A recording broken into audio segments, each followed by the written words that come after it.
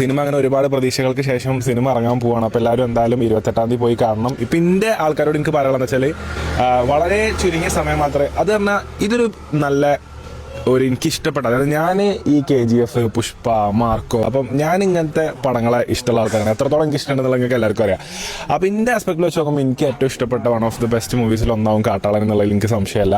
അത്രയും വലിയ കാസ്റ്റാണ്, ക്രൂ ആണ്. അതായത് മ്യൂസിക് ഡയറക്ഷൻ ചെയ്തിരിക്കുന്നത് രവി ബസൂർ സാറാണ്. അതായത് KGF-ന്റെയും മാർക്കോന്റെയും സലാറിന്റെയും മ്യൂസിക് ഡയറക്ടറാണ് കാട്ടാളൻ്റെ മ്യൂസിക് ഡയറക്ടർ. അപ്പം ചില്ലറ പടമല്ല വരാൻ പോണത്. പക്ഷെ എന്താ വെച്ചാൽ ഇന്നെ വെച്ചിട്ട് കൂടുതൽ നിങ്ങൾ പ്രതീക്ഷിക്കരുത്. കാരണം വളരെ ചെറിയ ടൈമിൽ ഞാൻ, അതുപോലെ തന്നെ നമ്മളെ ഷോൺ ആണെങ്കിലും ഹിപ്സ്റ്റർ ആണെങ്കിലും പിന്നെ വേണം കുറെ പുതിയ ചെക്കന്മാരുണ്ട്. അതായത് യൂത്ത് ചെക്കന്മാർ കുറച്ച് യൂത്ത് സെറ്റിന്റെ കുറച്ച് പരിപാടികൾ പടത്തിലുണ്ട്. അപ്പം നമ്മളെ ചെക്കന്മാർക്ക് എല്ലാവർക്കും നമുക്ക് വളരെ ചെറിയൊരു ടൈമാണുള്ളത്. അപ്പം നമ്മൾ ഒരുപാട് നിങ്ങൾ എക്സ്പെക്ട് ചെയ്തിട്ട് ലൈക്ക് ചെറിയ വളരെ കുഞ്ഞെന്ന് പറഞ്ഞാൽ വളരെ ചെറിയ ടൈമേ നമുക്കുള്ളൂ. ചെറിയ ഏതാനും മിനിറ്റുകളെ നമ്മൾ സിനിമയിലുള്ളൂ. പക്ഷെ എന്തായാലും നിങ്ങൾ എന്തായാലും എൻജോയ് ചെയ്യും. ഈ കാര്യം ഞാൻ ആദ്യമേ പറയാം കേട്ടോ. കാരണം വെറുതെ കുറെ നിങ്ങൾ എക്സ്പെക്ട് ചെയ്തിട്ട് നിങ്ങൾക്ക് അങ്ങനെ ആവത്തില്ല. പക്ഷെങ്കിൽ ഇന്നെ വെച്ച് നോക്കരുത് പടം ഇതൊരു ആന്റണി വർഗീസ് പെപ്പെ, അല്ലെങ്കിൽ ഒരു രവി ബസൂർ, അല്ലെങ്കിൽ ഒരു പോൾ ജോർജ്, അല്ലെങ്കിൽ ഒരു ഷെരീഫ് മുഹമ്മദ് ക്യൂബ്സ് എന്റർടൈൻമെന്റ് സംഭവമായിരിക്കും ഈ പടം എന്നാണ് എനിക്ക് പറയാനുള്ളത്.